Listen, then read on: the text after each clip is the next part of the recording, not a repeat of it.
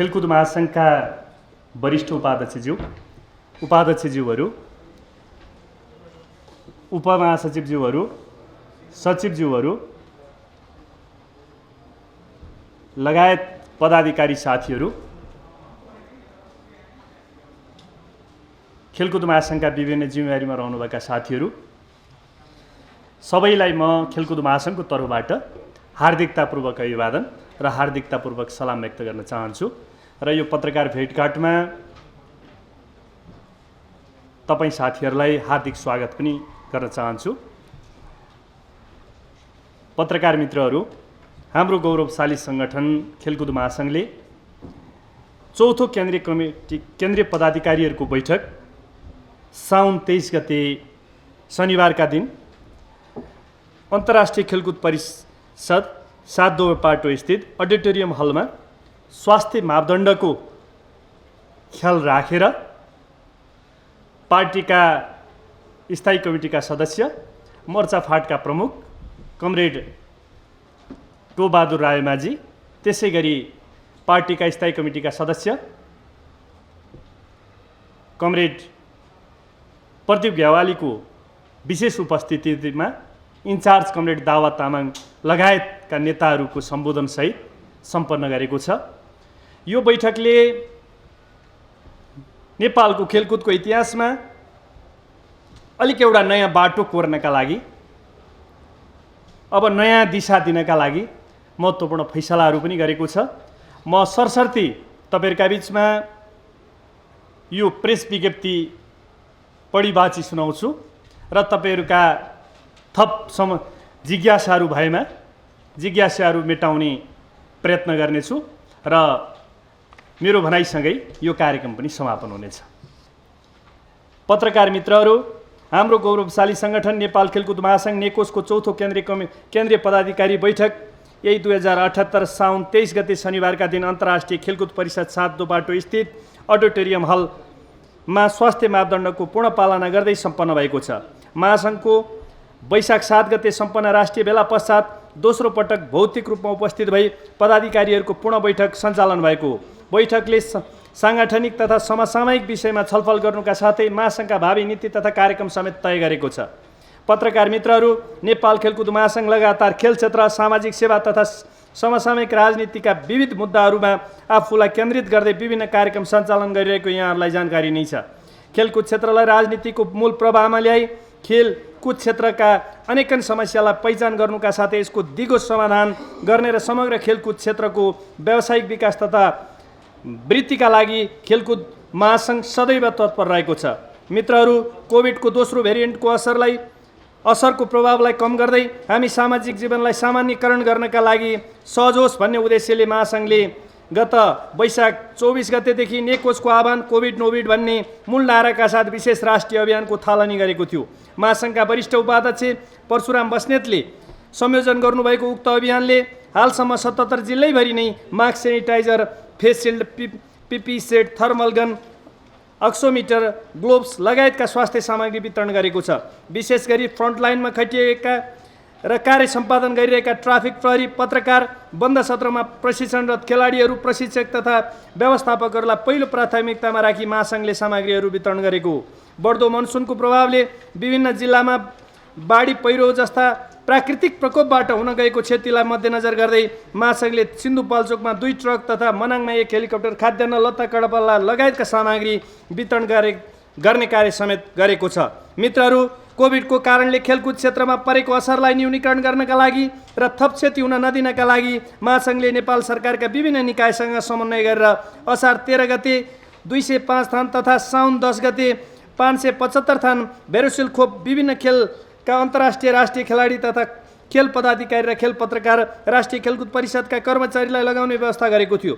यस कार्यले खेलाडी तथा खेल क्षेत्रका व्यक्तिको मनोबल समेत उच्च बनाएको छ। मित्रहरू, कोभिडको दोस्रो भेरिएन्टको असरका कारण राज्यद्वारा गरेका लकडाउनलाई पूर्ण पालना गरी आफ्नो घरमा सीमित रहेका खेलाडी तथा खेलकर्मी र समग्र महासङ्घका पदाधिकारी समेतलाई राष्ट्रिय तथा अन्तर्राष्ट्रिय खेलकुदको आयाम, नेपालमा खेलकुदको विकासक्रम, खेल मनोविज्ञान तथा यसका महत्त्वका साथै खेलकुदमा राजनीतिको अवसरका सन्दर्भमा महासङ्घले महासचिव मेघराज पौडेलको संयोजकत्वमा गत जेठ 2 गतेदेखि 8 गतेसम्म मदन आश्रित स्मृति दिवसको सन्दर्भमा सप्ताहव्यापी प्रशिक्षण कार्यक्रम समेत सफलतापूर्वक सञ्चालन गरेको थियो। त्यसै गरी तत्कालीन सरकारको नीति कार्यक्रम तथा बजेटमा समेत महासङ्घले पेश गरेका महत्त्वपूर्ण मागहरूलाई सम्बोधन गर्ने काम भएको छ। साथै प्रदेश सरकार तथा स्थानीय पालिका स्तरमा समेत खेलकुदको विकास तथा विस्तारमा सहयोग पुर्याउने उद्देश्यले महासङ्घले 200 भन्दा बढी स्थानीय खेलकुद प्रतियोगिता तथा प्रशिक्षणको कार्यक्रमका लागि बजेट विनियोजनमा प्रस्ताव पेश गरेको छ। मदन भण्डारी फाउन्डेसनको सहकार्यमा महासङ्घले असार 24 देखि 26 गतेसम्म खेलकुद तथा पत्रकारितामा चासो दिने विभिन्न 37 जना प्रतिनिधिहरूलाई 2 दिने आधारभूत सञ्चारसिप कार्यशाला गोष्ठी समेत सञ्चालन गरेको छ। मित्रहरू, साउन 23 गते सम्पन्न राष्ट्रिय पदाधिकारीहरूको चौथो बैठकले विभिन्न राजनीतिक ती लगायतका धेरै कार्यक्रमहरू हामीले गरेका छौँ जुन कुरा उल्लेख भएको छैन। महत्त्वपूर्ण कुरा, ट्रमा सेन्टर र खेलकुद परिषदलाई हामीले आफ्नै पहलमा खेलाडीहरू खेल खेल्दा खेल्दै घाइते भयो भने निःशुल्क उपचार गर्ने कुरामा हाम्रो रोभरमा त्यो एउटा सम्झौता सम्पन्न भएका छ। धेरै कुराहरू हामीले यहाँ जुन कोट गरेका छैनौँ, यो हिसाबले गर्दा यहाँ त्यो सम्भव पनि थिएन। केही हाम्रो फेरिस्त मात्रै यहाँ तपाईँहरूका बिचमा राखेका हौँ। मित्रहरू, साउन 23 गते सम्पन्न पदाधिकारीको चौथो बैठकले विभिन्न राजनीतिक, साङ्गठनिक तथा समसामयिक सन्दर्भमा छलफल गरी ड्याय बमोजिमका भावी कार्ययोजना समेत निर्माण गरेको छ। 7वटै प्रदेशका अतिरिक्त खेल घनत्वलाई मध्यनजर गर्दै उपत्यका विशेष कमिटी 77 जिल्ला 7 महानगरपालिकामा इन्चार्ज तथा सहइन्चार्ज सहित 20वटा विभागका प्रमुख तथा उपप्रमुखको कार्यविभाजन गरिएको छ। त्यसै गरी असोज 2-3 गते केन्द्रीय कमिटीको विस्तारित बैठक गर्ने निर्णय भएको छ। मङ्सिर 14 गते महासङ्घको स्थापना दिवसको सन्दर्भमा खेल जागरणका लागि बृहत मेचीकाली अभियानको आयोजना गरिनेछ, जसको सुरुवात पूर्वको काँकडीभिटाबाट पूर्व प्रधानमन्त्री तथा नेकपा एमालेका अध्यक्ष केपी शर्मा ओलीले समुद्घाटन गर्नुहुनेछ। उक्त अभियानको विस्तृत अध्ययन पश्चात पूर्ण जानकारी गराइनेछ, जसको संयोजनको लागि एउटा समिति समेत निर्माण भएको छ कमरेड परशुराम बस्नेतको नेतृत्वमा। साथै प्रदेशबाट 8 प्रदेशबाट पनि साथीहरूलाई त्यो जिम्मा दिएको छ र हामी विशेष अभियानका रूपमा हामीले सबै स्पोर्ट्सहरूमा खेलको चाहिँ मेचीबाट यो कार्यक्रमको प्रारम्भ हुनेछ। लाखौँ जनताहरू यसमा सहभागी हुनेछन्, खेलकर्मीहरू सहभागी हुनेछन्। खेलका विभिन्न आयामका बारेमा हामी छलफल र बहसहरू सञ्चालन गर्नेछौँ। यसरी मेचीबाट चाहिँ महाकालीसम्म यो हाम्रो खेलको अभियान र एउटा खेलको जागरणको प्रारम्भ हुनेछ र खेललाई विशेष प्रायोरिटीमा राख्नका लागि हामीले यो खालको अभियान सञ्चालन गर्ने हामीले फैसला गरेका छौँ। त्यसै गरी मित्रहरू, भदौ मसान्तभित्र सबै प्रदेश, जिल्ला तथा स्थानीय पालिकाका कमिटीको भेला सम्पन्न गरिनेछ। विभिन्न खेलकुद प्रतियोगिता, प्रशिक्षण कार्यक्रम तथा छलफल गोष्ठीको आयोजनाका लागि भदौ मसान्तभित्र स्थान तथा मिति सार्वजनिक गरिनेछ। राष्ट्रिय खेलकुद परिषदमा हाल करार, अस्थायी तथा दैनिक जालादारीमा कार्यरत खेल प्रशिक्षक तथा प्रशासनिक कर्मचारीको अधिकार सुनिश्चित गर्न, निजहरूलाई स्वतः स्थायी गरी निवृत्ति भवनको समेत व्यवस्था गर्न र मुलुकभरका 17,000 शैक्षिक संस्था खेल प्रशिक्षक नियुक्त गर्न दबाब दिनका लागि नेपाल सरकार तथा सम्बद्ध निकायहरूलाई ज्ञापन पत्र बुझाइनेछ। यसका सन्दर्भमा सबै कर्मचारीहरूलाई थाहै गर्नुपर्छ भन्ने हाम्रो पहिलो माग रहेको छ। दोस्रो कुरा, जति खेलाडीहरू रिटायर हुनुहुन्छ, रिटायर खेलाडीहरूलाई निवृत्ति भरणको कुरा हुनुपर्छ। जो थाहै मात्रै होइन, खेल जीवनभरि मान्छे खेल खेल्छ, रिटायर भएपछि उपचार नपाउने जुन परिस्थिति छ त्यसको अन्त्य हुनुपर्छ। त्यसका लागि खेल जीवनबाट रिटायर भएका, राखेपबाट होइन, खेल जीवनबाट रिटायर भएका हरेक खेलाडीहरूको चाहिँ निवृत्ति भरण होस् भन्ने कुरा यसपालि हामीले उठाएका छौँ र यो मुद्दालाई हामी सशक्त रूपमा लिएर जानेछौँ। त्यसै गरी 17,000 खेल संस्थानहरू, 17,000 चाहिँ शैक्षिक संस्थाहरूमा खेल प्रशिक्षक नियुक्ति गर्नका लागि हामीले भनेका छौँ। त्यति मात्रै होइन, हामीले अर्को कुरा पनि गरेका छौँ। जति पनि सरकारी तथा गैर सरकारी र विभिन्न संस्थानहरू छन् त्यहाँ चाहिँ खेलको क्षेत्रबाट त्यहाँ पनि प्रशिक्षक नियुक्ति गर्न सकिन्छ, रोजगारी सिर्जना गर्न सकिन्छ, त्यहाँ पनि सिर्जना गर्ने वातावरण बनाइयोस् र सरकारले त्यो खालको नीति बनाओस् भन्ने पनि हाम्रो माग छ। यस हिसाबले कुनै पनि खेलाडी कुनै पनि ठाउँमा बेरोजगार हुनु नपरोस्। कसरी रोजगारी सिर्जना गर्न सकिन्छ, तर खेलाडीहरूलाई बेरोजगार बनाउन सरकारले पाउँदैन। रोजगारी दिनुपर्छ। हरेक खेलाडीको घरमा नानी, केटाकेटी, श्रीमती भोकै हुने, जिन्दगीभरि उसले खेल खेल्छ, दिनभरि खेल खेल्छ, बेलुका नानी केटाकेटी भोकै भएर के खाने भन्ने दिनको अन्त्य हुनुपर्छ। त्यसका लागि सरकारले चाहिँ न्यूनतम 5% सरकारले चाहिँ बजेट विनियोजन गर्दाखेरि बजेट विनियोजन गर्ने कुरा भयो भने मात्रै यो कुरा चाहिँ एक खालको खेलमा बजेटको कुरालाई पनि अब हामीले त्यो पनि अभियानका रूपमा लिएर जानेछौँ। कति कुरा हामीले यहाँ कोट गरेका छैनौँ, तर त्यो कुरा पनि हाम्रो विशेष माग रहनेछ। त्यसै गरी समसामयिक राष्ट्रिय तथा अन्तर्राष्ट्रिय प्रस्तावहरूका सन्दर्भमा हालै सम्पन्न टोकियो ओलम्पिकमा राष्ट्रको तर्फबाट प्रतिनिधित्व गर्दै उत्कृष्ट प्रदर्शन गर्ने सम्पूर्ण खेलाडीहरूलाई महासङ्घले हार्दिक आभारसहित धन्यवाद व्यक्त गर्दछ। साथै 5 खेलाडीका साथमा 2 दर्जन बढीको जम्बो टोली लिएर विदेश सैर गर्दै राज्यको ढुकुटी दोहन गरेको ठहर गर्दै ओलम्पिक कमिटी र खेलकुद परिषद तथा खेल र खेलाडीको पक्षमा थप जिम्मेवार हुनुपर्ने निष्कर्ष निकालेको छ। साथै सहभागिताका लागि सम्पूर्ण रूपमा तयारी अवस्थामा रहेका खेलाडीहरूलाई अन्तिम समयमा आएर सहभागिताबाट वञ्चित गरिनुले आम खेलाडीहरूको मनोबल र भावनामा समेत ठेस पुगेको निष्कर्ष निकाल्दै महासङ्घले खेद प्रकट गरेको छ। त्यसै गरी जनादेशका विरुद्ध परामदेशबाट निर्माण भएको वर्तमान सरकार मूलतः असंवैधानिक रहेको ठहर गर्दै शक्ति पृथकीकरण तथा शक्ति सन्तुलन, संवैधानिक सर्वोच्चता तथा सार्वभौमसत्ता विरुद्ध राजनीतिमा अदालतीय हस्तक्षेप घोर अलोकतान्त्रिक भएको ठहर गर्दै सो विषयमा देशैभरि सङ्गठन तथा जनता सामु व्यापक जनचेतना जगाउने निर्णय भएको छ। त्यसै गरी वर्तमान सरकारले हालै भूमि समस्या समाधान आयोग विघटन गरेर स्वत सरकार आम नेपाली जनता, मजदुर, किसान तथा भूमिहीनहरूको विपक्षमा रहेको कुरा आफैले प्रमाणित गरेको छ। त्यो कारणले तत्काल यसको पुनर्बहाली गर्न र भूमिहीन र सुकुम्बासीको पक्षमा यो सरकार छैन भन्ने कुरा हाम्रो ठम्याइ छ। यद्यपि यो कुरालाई पुनर्बहाली भएन भने देशभरि भएका आन्दोलनहरू, भूमिहीन र सुकुम्बासीहरूका आन्दोलनहरू हाम्रो सोलिडारिटी छ र हामी पनि त्यसलाई साथ दिनेछौँ भन्ने कुरो सुकुम्बासी र भूमिहीनहरूलाई साथमा छौँ, खेलकुद महासङ्घ साथमा छ र नेपाली खेलकुद खेलाडीहरू साथमा छन् भन्ने कुरा हाम्रो ठम्याइरहेको छ। त्यसै गरी स्थानीय तहलाई प्रदेश मात्र ल्याउने निर्णय गरिनु संहिता र संविधान विपरीत रहेको ठहर यो हाम्रो बैठकले गरेको छ। त्यसै गरी भारतीय सीमा सुरक्षा बल एसएसबीका एक जवानद्वारा तुइनबाट नदी पार गर्दै गर्दा तुइन काटी नेपाली युवा जयसिंह धामी बेपत्ता भएको दर्दनाक घटनाको तत्काल छानबिन गरी सत्य तथ्य सार्वजनिक गरी दोषीलाई हदैसम्मको कारबाही गरी पीडित परिवारलाई यथाशक्य क्षतिपूर्ति दियोस् भन्ने हाम्रो माग रहेको छ। त्यसै गरी अघिल्लो सरकारले लगभग व्यवस्थापन गरिसकेको कोभिड विरुद्धको भ्याक्सिन व्यवस्थापन गर्ने कार्यलाई तत्काल व्यवस्थित ढङ्गले सञ्चालन गर्ने महासङ्घले नेपाल सरकारलाई ध्यान आकृष्ट गरेको छ। साथमा आवश्यकता परेमा हामीले स्वयंसेवकको के सहयोग गर्नुपर्छ, हामी यो भ्याक्सिनको सन्दर्भमा हामी स्वयंसेवकको रूपमा पनि सहयोग गर्न तयार छौँ।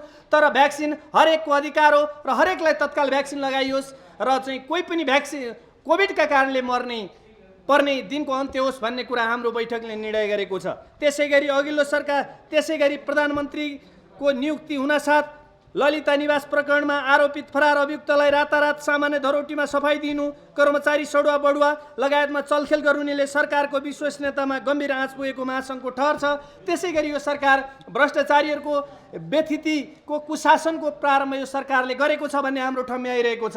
यस हिसाबले योतिर सरकार लाग्यो भने भ्रष्टाचारका विरुद्धमा, व्यथितिका विरुद्धमा र यो सबै खाले चाहिँ कुशासनका विरुद्धमा खेलकुद महासङ्घ सडकमा आउने र त्यसका विरुद्धमा पनि खेलकुद महासङ्घ रहने कुरा यो बैठकले ठम्याइरहेको छ। ठिक त्यसै गरी बहुविवादित एमसीसी सम्झौताका कतिपय प्रावधानहरू संविधानसँग बाजिएका तथा राष्ट्रिय हित, स्वाधीनता र सार्वभौमसत्ता विरुद्ध रहेको परिप्रेक्ष्यमा संसदमा टेबुलै नगरी यथास्थितिमा पास गर्न खोजिनु घोर आपत्तिजनक राष्ट्रघाती कदम रहेको महासङ्घको ठहर छ। एमसीसीमा रहेका राष्ट्रघाती कदमहरू संशोधन हुनुपर्छ र मात्रै पास हुनुपर्छ भन्ने हाम्रो साझा ठम्याइरहेको छ। हिजो प्रतिपक्षमा हुँदा ठुलो स्वरमा एमसीसीका विरोध गर्ने साथीहरू आज विरोध गरिराख्नु भएको छैन र उहाँहरूको मुखमा पट्टी बाँधिरहेको छ। त्यो भएकोले एमसीसीका सन्दर्भमा जे राष्ट्रघाती प्रावधानहरू छन् त्यो खारेज गरेर यसलाई पास गर्नुपर्छ, यथास्थितिमा पास गर्ने कुरा हामीलाई मान्य हुँदैन भन्ने कुरा पनि यो बैठकले ठहर गरेको छ। त्यसै गरी आफ्नो पार्टी तथा अध्यक्ष विरुद्ध निरन्तर विस्मरण गर्ने, कम्फर्टेबल सरकार बनाउन पार्टी निर्माण निर्णय विरुद्ध उभिने, कम्युनिस्ट आन्दोलनलाई नि समाप्त पार्ने गरी पार्टी आचरण र अनुशासन विपरीतका हदैसम्मका हरकत गर्ने माधव नेपाल लगायतका त्यो जो यो राष्ट्र एक खालको चाहिँ नि विद्रोही भन्दा पनि विद्रोही पनि होइन, उहाँहरू गद्दार समूह भनेर धेरैले भनिरहेको परिप्रेक्ष्यमा तत्काल उहाँहरूले आत्मआलोचना गरी पार्टी र मतदाता सामु माफी माग्दै सचिएर आउन आग्रह गर्दै नेकपा एमाले पार्टीलाई एकताबद्ध बनाई अघि बढ्ने वातावरण निर्माण गर्न सम्बन्धित सबैलाई यो बैठकले जोरदार माग गरेको छ। रमेश पौडेल अध्यक्ष भनेर हामीले चाहिँ नि यो तपाईँहरूका बिचमा विज्ञप्ति कोही युवा सङ्घमा होला, विगतमा भयौँ होला, कलेज पढ्दा म अनेरा सुब्युमा पनि थिएँ, विद्यार्थी पनि थिएँ, अलिक ठुलो भएपछि युवा सङ्घमा पनि भएँ। तपाईँहरू जस्तै साथीहरूलाई ज्ञान होस्, म कुनै बेला पत्रकारिता पनि गर्थेँ, प्रेस चौतारीमा पनि थिएँ। त्यो भएकोले एमालेका विभिन्न जनसङ्गठनहरू छन्, त्यसमा हामी विभिन्न जनसङ्गठनहरूमा स्वाभाविक रूपमा सङ्गठित भयौँ। अहिले हामी सबै खेलकुद क्षेत्रका खेल अभियन्ताहरू हौँ, खेलाडीहरू हौँ। खेलको हकितको कुरा, नेपालको खेलको विकासको कुरा, खेलाडीहरूको हकितको कुरा नै अहिले हाम्रो प्रधान विषय हो। साथमा हामीले यो पनि तपाईँहरूलाई लुकाउनु हुँदैन, झुट बोल्नु हुँदैन, हामी नेकपा एमालेसँग आबद्ध छौँ। एमालेका एजेन्डाहरू, एमालेका आफ्ना मुद्दाहरूलाई का आधारमा, त्यसको प्रकाशमा खेलका मुद्दाहरूलाई हामीले चाहिँ अगाडि लिएर जान्छौँ। सबै ठाउँमा तपाईँहरूको निरन्तर साथ रहनेछ। तपाईँ हामी खेल पत्रकारहरू, पत्रकार साथीहरू र खेलकुद महासङ्घ हातमा हात र काँधमा काँध मिलाएर अगाडि बढ्नेछ भन्ने विश्वासका साथ आजको पत्रकार भेटघाट कार्यक्रम समाप्त भएको छ र हामी चियापान गर्नेछौँ। चिया खाएर गइदिनु हुनेछ भन्ने विश्वासका साथ सबै साथीहरूलाई, हाम्रा पदाधिकारीहरू र पत्रकारहरू सबै साथीहरूलाई धेरै धेरै धन्यवाद।